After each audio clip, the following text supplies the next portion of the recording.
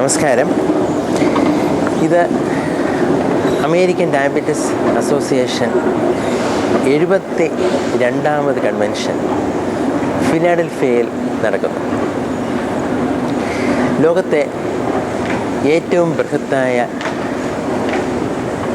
Diabetes കൺവെൻഷനാണ് എല്ലാ വർഷവും അമേരിക്കയിൽ വെച്ച് നടത്തപ്പെടുന്ന അമേരിക്കൻ ഡയബറ്റിസ് അസോസിയേഷൻ കൺവെൻഷൻ. എല്ലാ വർഷങ്ങളിലേതുപോലെ തന്നെ ഈ വർഷവും ആയിരക്കണക്കിന് ഗവേഷണങ്ങളാണ് ഇവിടെ അവതരിപ്പിച്ചുകൊണ്ടിരിക്കുന്നത്. നിരവധി റൂമുകളിലായിട്ടാണ് സമ്മേളനം നടന്നുകൊണ്ടിരിക്കുന്നത്.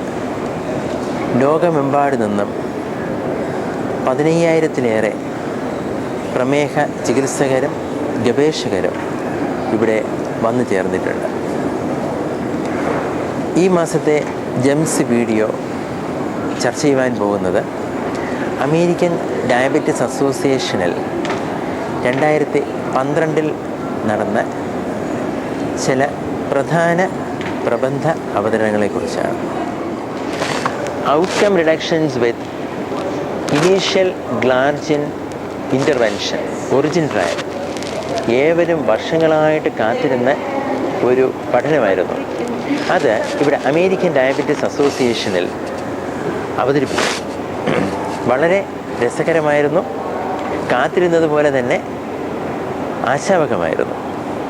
ഗ്ലാർജിൻ എന്ന ബേസൽ ഇൻസുലിൻ വളരെ സുരക്ഷിതമാണ് എന്നും അത് ഹൃദ്രോഗികൾക്കും അതുപോലെ പ്രമേഹ പ്രാരംഭ അവസ്ഥയിലും പ്രമേഹമുള്ളവർക്കും ഗുണകരമാണ് എന്നും കണ്ടെത്തി.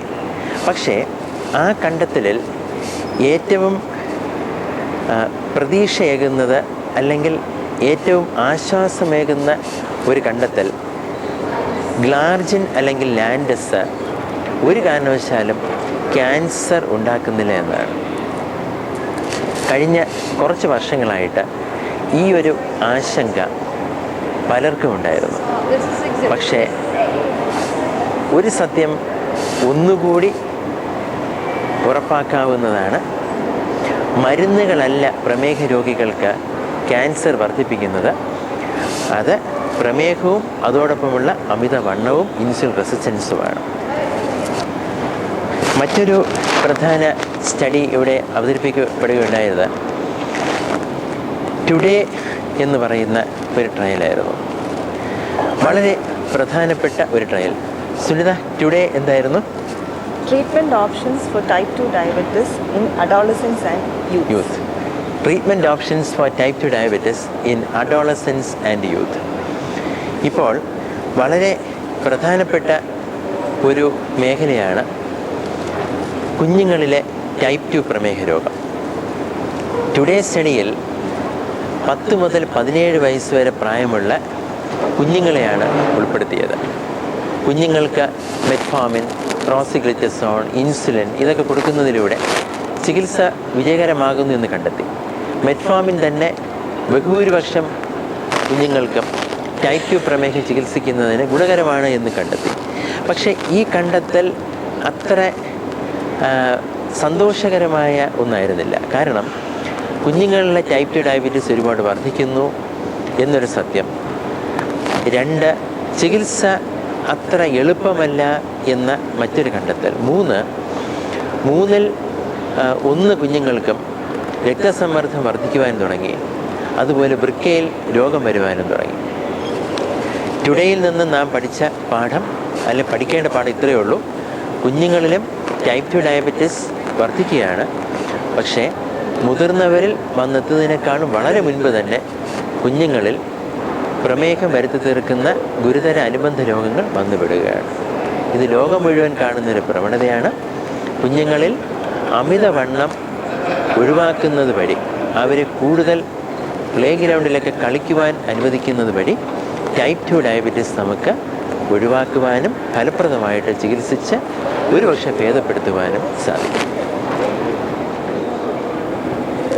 ലോകത്തെ ഏറ്റവും ബൃഹത്തായ ഏറ്റവും പഴക്കം ഉള്ള അമേരിക്കൻ ഡയബറ്റീസ് അസോസിയേഷൻ മീറ്റിങ്ങിൻ്റെ അഭിമാനം എന്ന് പറയുന്നത് ഏറ്റവും അധികം ആൾക്കാർ പങ്കെടുക്കുന്ന banding ലെക്ചറാണ്.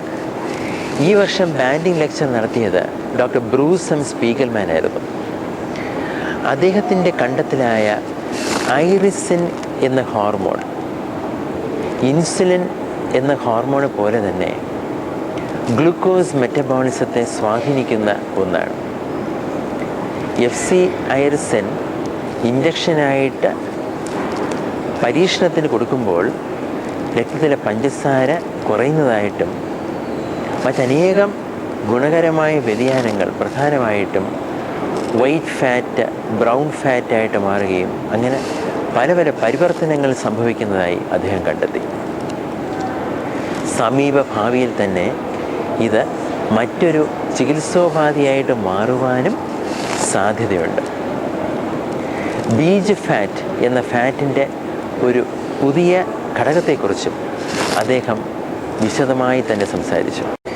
JDC diabetes gems video ജൂണിലക്കം അമേരിക്കൻ ഡയബറ്റീസ് അസോസിയേഷൻ കൺവെൻഷൻ സെൻറ്ററിൽ നിന്നും ആലേഖനം ചെയ്യുവാൻ സാധിച്ചതിൽ വളരെ സന്തോഷമുണ്ട്.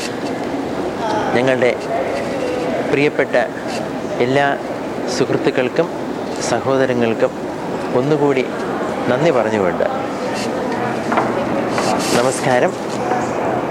അടുത്ത ലക്കത്തിൽ കാണും വരെ.